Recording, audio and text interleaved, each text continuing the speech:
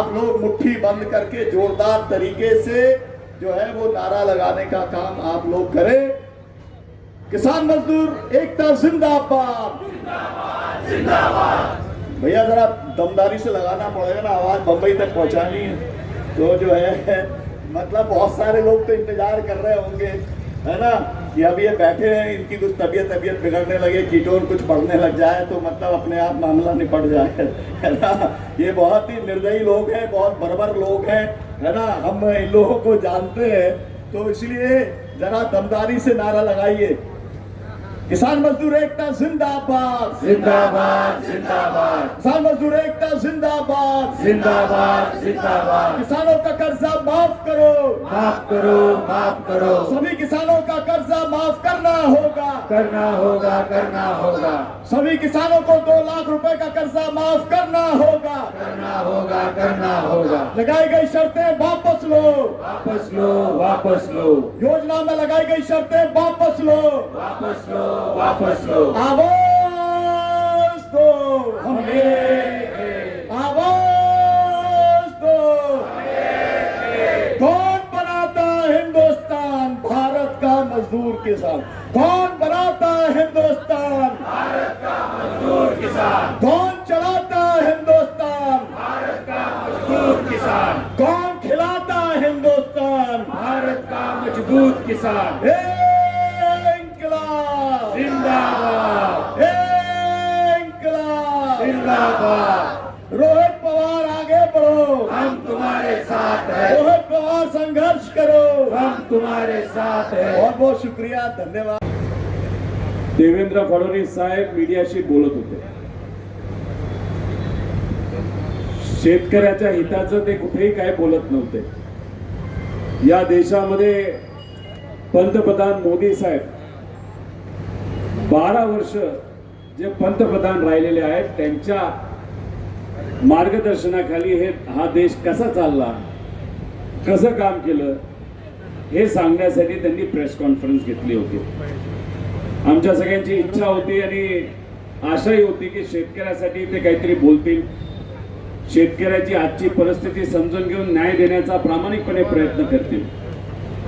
पण शेवटी त्यांचे नेते मोदी साहेबांची प्रशंसा करण्यासाठी त्यांनी प्रेस कॉन्फरन्स घेतली होती आणि त्या प्रेस कॉन्फरन्समध्ये आपल्या महाराष्ट्राच्या एका पत्रकाराने प्रश्न केला की पंढरपूरला सर्वसामान्य शेतकरी अन्नदात्यासाठी अन्नत्याग आंदोलन करत आहे आणि म्हणत आहेत की आम्हाला कर्ज वसुली नको, आम्हाला कर्ज माफी पाहिजे.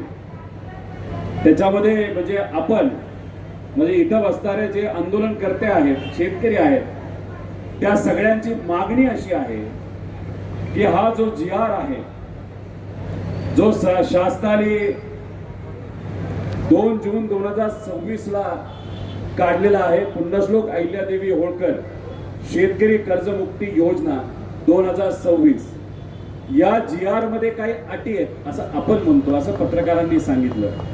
ज्या जाचक आहेत, अडचणीच्या आहेत आणि 38 लाख ते 40 लाख शेतकऱ्यासाठी अन्यायकारक आहेत. त्या अटी काढण्यात याव्या अशी प्रामाणिक इच्छा आणि अपेक्षा शेतकऱ्याची आणि आंदोलनकर्त्यांची आहे. त्यामुळे आपण या जाचक अटी काढणार का असा प्रश्न एका चांगल्या पत्रकाराने मुख्यमंत्री साहेबांना त्या ठिकाणी केला आणि मुख्यमंत्री साहेब बोलत असताना त्यांनी एवढंच सांगितलं की या GR मध्ये कुठेही चुकीच्या शेतकऱ्यांवर अन्याय करणाऱ्या अटी नाहीत. आता हा GR आहे, हा GR मी आपल्या सर्वांना वाचून दाखवतो. याच्यामध्ये दुसरंच पान आहे या सरकारच्या GR. या दुसऱ्या पानावर कर्जमुक्ती असं नाव दिलंय. कर्जमाफी नाही, कर्जमुक्ती म्हणजे तुम्हाला कर्जातून मुक्त केलं असं या शासनाचं म्हणणं आहे. कर्जमुक्तीमध्ये तिसरा मुद्दा आपण जर वाचला त्याच्यामध्ये सरकारने लिहिलंय ज्या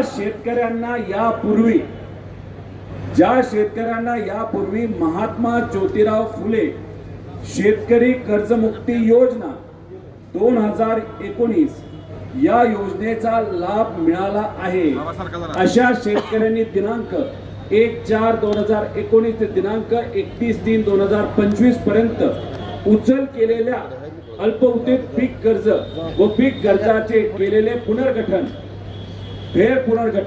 केलेल्या थकीत हप्त्याची दिनांक 30/9/2025 अखेर थकीत असलेली व दिनांक 31/3/2026 अखेर परतफेड न झालेली एक किंवा अनेक बँकेकडील सर्व खात्यातील एकत्रित थकबाकीची मुद्दल व व्याजासह आणि मुद्दल एकूण रक्कम रुपये 50,000 पर्यंत असल्यास त्यांना या योजनेअंतर्गत रुपये 50,000 अधिक मर्यादेपर्यंत कर्ज मुक्तीचा लाभ देण्यात येईल. 50,000ची अट आहे का याच्यात आहे. 2019च्या कर्ज माफी जी झाली, ज्या शेतकऱ्यांनी त्या कर्ज माफीचा लाभ घेतला अशा शेतकऱ्यांना 50,000ची कर्जमाफी देऊ अशी अट याच्यामध्ये टाकलेली आहे. म्हणजे त्याचा अर्थ सरकार असं म्हणतंय की 50,000 रुपये पर्यंत तुम्ही कर्ज घेतलं असेल, 30,000, 40,000, 50,000, तर तुम्हाला 50,000 पर्यंत कर्ज माफी हे सरकार देणार. याच्यात कुठेही 2 लाखाचा उल्लेख आहे का? 2 लाखाचा उल्लेख कुठेही सरसकट असा उल्लेख आहे का? मग ही अट जाचक आहे का नाही आहे आपल्याला? ते 100% आहे. मग ही अट काढली गेली पाहिजे का नको? बरं, आता हे झालं 50,000 पर्यंत ज्या लोकांचं कर्ज आहे. समजा तुमचं 51,000 कर्ज आहे, 70,000 कर्ज आहे, 1 लाख, 3 लाख, 4 लाख कर्ज आहे. याच्यासाठी OTS केवळ समझोता म्हणजे OTS याच्या अंतर्गत दुसरा मुद्दा, ज्या शेतकऱ्यांना यापूर्वी महात्मा ज्योतिराव फुले शेतकरी कर्ज, हे सगळं मगाचं जे वाचलं तसंच आहे, व्याजासह एकूण रक्कम 50,000 पेक्षा जास्त असल्यास अशा शेतकऱ्यांनी त्यांच्या थकीत रकमेपैकी रुपये 50,000 वरील म्हणजे 50,000च्या वरचं जर तुमच्याकडे कर्ज आणि थकीत व्याज असेल, 1000 वरील संपूर्ण थकबाकी बँकेमध्ये जमा केल्यानंतर, म्हणजे कर्ज माफी नाही, कर्ज वसुली आहे. म्हणजे बँकेमध्ये जमा केल्यानंतर 3 लाख असेल 2.5 लाख भरायचे, 1 लाख असेल 50,000 भरायचे, 4 लाख असतील तर किती भरायचं? 3.5 लाख रुपये भरायचे. आणि हे भरल्यानंतर मग तुम्हाला 50,000 रुपये हे बँकेमध्ये त्या ठिकाणी सरकारकडनं मिळते. ही अट योग्य आहे का? नाही. ही सुद्धा कशाला जोडली यांनी? 2019च्या कर्जमाफीला. मग आमचं हेच मत आहे, 2019ची अट टाकण्याचं कारण काय? अट तुम्ही अजिबात टाकू नका, ही अट काढा, एवढीच माफक आमच्या सगळ्यांची अपेक्षा आहे. आणि ही अट काढली तर आपल्या सर्वांना किती रुपयापर्यंतचा फायदा होणार आहे? 2 लाख रुपये. आजच्या अडचणीच्या काळामध्ये मला शेतकऱ्यांना विचारायचंय, पाहिजे का नाही 2 लाख पर्यंतची मदत? तर आमच्या शेतकऱ्याला सरसकट कर्जमाफी पाहिजे. 4 लाखाचं कर्ज असेल तर 4 लाख माफ झालं पाहिजे. आता केळ उत्पादक शेतकरी आम्हाला भेटले, 7 लाख कर्ज आहे, भरता येत नाही, 2 रुपये किलोला केळी विकली. काय इथं शेतकरी भेटले, त्यांच्याकडे तिथं जे आता डाळिंबाची बाग आहे, पावसात खराब झाली, तिथं केळीची बाग आहे, ती पावसात खराब झाली, झोपली आहे, पैसे मिळत नाही. अशांची मागणी आहे की सरसकट तिथं करा. आता मी तिसरा प्रोत्साहनपर लाभ याच्यामधली अट तुम्हाला वाचून दाखवतो. याच्यामध्ये वरचं मी वाचत नाही, याच्यामध्ये काय लिहिलंय? तथापि अशा पात्र शेतकऱ्यांनी सन 2025 आणि 26 मध्ये, हे कुठलं वर्ष झालं? आता जे चालू, बरोबर आहे, म्हणजे गेलं 2025 आणि 26 व सन 26 आणि 27, 26-27 वर्ष संपले का? संपले का? म्हणजे व सन 2026-27 या आर्थिक वर्षात अल्प मुदत पीक कर्ज घेतले असल्यास अशा कर्जाची देखील विहित मुदतीत परतफेड करणे अनिवार्य असेल. आणि वर्ष तर संपू द्या. वर्ष संपायच्या आधीच तुम्ही जर हा मुद्दा टाकत असाल, त्याचा अर्थ या सरकारचं काय करायचं यांना वर्षभर तुम्हाला कर्ज माफी द्यायचीच नाही, कशाच्या बाबतीत प्रोत्साहनपर लाभ द्यायचाच नाही. 2017ला किती शेतकरी होते? 14 लाख शेतकरी होते या अंतर्गत ज्यांना तिथं प्रोत्साहनपर लाभ मिळाला. 2019ला किती होते? 14.5 लाख होते. म्हणजे आज पण शेतकरी किती असतील? हे 14 लाख शेतकरी असतील. यांना काय सांगतात? 2025, 26 आणि 26, 27 मध्ये जर तुम्ही रेग्युलर ठेवलं तुमचं कर्ज तरच तुम्हाला 50,000 रुपये प्रोत्साहनपर मिळणार. चालणार काय? थांबायचं काय वर्षभर? मग आता ज्या काही अडचणी आहेत, अवकाळी पाऊस असेल, त्याच्याबरोबर अतिवृष्टी असेल, याच्यामुळे होणारं नुकसान, आणि काय म्हणते हे सरकार? 27 वर्ष अखेर म्हणजे येणारा पाऊस जो होणार नाही, ज्याच्यात पीक येणार नाही, त्याच्यामध्ये जे नुकसान होणार आहे त्याचा सुद्धा या सरकारने विचार केला नसेल. पाहिजे का या अटी? पण ह्या अटी मी लिहिल्यात का? मी काय राज्याचा मुख्यमंत्री आहे का? मी राज्याचा मंत्री आहे का?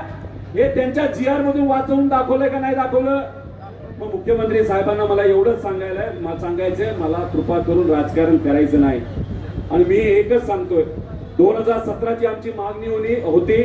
बघा एकजुटीचा फायदा कसा असतो. 17ची मागणी होती आपली, चौथी होती का नव्हती? मग आपण सर्वजण एकजुटीने इथं बसणार, याचा धसका घेतला. जसं आता सांगितलं ते सरकार घाबरतं. कशाला? लोक एकजूट झाली तर. आणि 2017ची मागणी अधिवेशनात 2दा आम्ही केली, आम्हाला आश्वासन मिळालं, पण अजूनपर्यंत पैसा दिला नव्हता. पण हे आंदोलन इथं होणार म्हणून 2 दिवसापूर्वी 1400 कोटी, खरं तर 5,000 कोटी लागणार, 1400 कोटी कॅबिनेट मध्ये मंजूर झाले 2017ला. म्हणजे आपली एक मागणी तरी पूर्ण झाली का नाही झाली? मग बाकी मागण्या झाल्या पाहिजे का नाही झाल्या पाहिजे? अहो, कांदा उत्पादक शेतकऱ्यासाठी आम्ही सर्वजण लढलो, शेतकरी लढला, हायवे थांबवला, मग 12.5 रुपये दिले. जेव्हा इलेक्शन होतं त्याच्यात 24 रुपये म्हणत होता आणि तुम्ही 12.5 आता म्हणत होता. आपण आंदोलन केल्यानंतर 15 रुपये 80 वर रेट त्यांनी नेला आणि आता तो रेट कुठेतरी 18 रुपयावर त्या ठिकाणी जाणार आहे. कशामुळे फायदा झाला? आज तुमच्या एकजुटीचा फायदा झाला. यात नेता म्हणून आमचा काही फायदा आहे का? आता इलेक्शन आहे का? मग तुमच्या हितासाठी तुम्हाला रस्त्यावर उतरावं लागेल, तुमच्या तालुक्यात उतरावं लागेल, तुमच्या गावात उतरावं लागेल, तुमच्या जिल्ह्यात उतरावं लागेल. मगच हे सरकार तुम्हाला त्या ठिकाणी गृहीत धरणारे, नाही तर आपल्याला किड्यासारखं बाजूला सारलं जाईल आणि फक्त मक्तेदारी, सत्ताधारी आणि पैशावाल्यांचंच त्या ठिकाणी ऐकलं जाईल.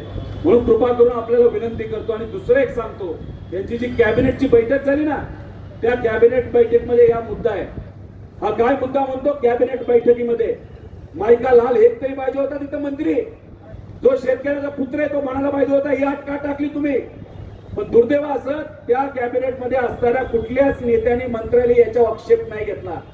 काय सांगितलं याच्यामध्ये सांगितलेलं आहे की प्रस्तावित कर्जमुक्ती योजनेची विविध बँकेकडून उपलब्ध झालेल्या माहितीच्या आधारे सदर योजनेअंतर्गत शेतकऱ्यांना लाभ देण्यासाठी सुमारे 36,000 कोटी इतक्या निधीची आवश्यकता आहे.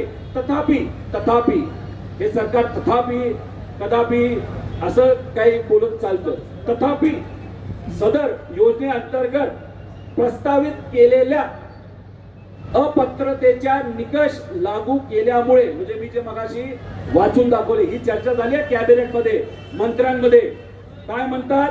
तथापि सदर योजनेअंतर्गत प्रस्तावित केलेले अपात्रतेचे निकष लागू केल्यामुळे तसेच पात्र शेतकऱ्यांच्या थकीत कर्जावर संबंधित व्यापारी बँकेकडून काही प्रमाणात हेअरकट, म्हणजे बँकच पैसे देणार आहे, सूट हेअरकट देण्यात येणार असल्यामुळे सदर योजनेसाठी त्यापेक्षा कमी प्रमाणात निधी लागण्याचा प्राथमिक अंदाज आहे. म्हणजे या GR मध्ये या ज्या अटी टाकल्या त्या अटी टाकल्यामुळे 35,000 कोटी रुपये हे जे सांगतायत तेवढी मदत आमच्या शेतकऱ्याला होणार नाही. आणि हे जे म्हणतात 55 लाख शेतकरी यांना सुद्धा मदत होणार नाही. त्यामुळे इथं जे आंदोलन आपण करत आहोत, 2019ला किती शेतकऱ्यांनी लाभ घेतलाय? 48 लाख शेतकऱ्यांनी. किती? 48 लाख शेतकरी. आणि हे म्हणतात 55 लाख शेतकरी. त्यामुळे या योजनेतून जास्तीत जास्त 10 लाख शेतकऱ्यांना फायदा होणार आहे आणि बाकीचे शेतकरी वंचित राहणार आहे. त्यामुळे या 48 लाख शेतकऱ्यांसाठी हे आंदोलन आपण करतो.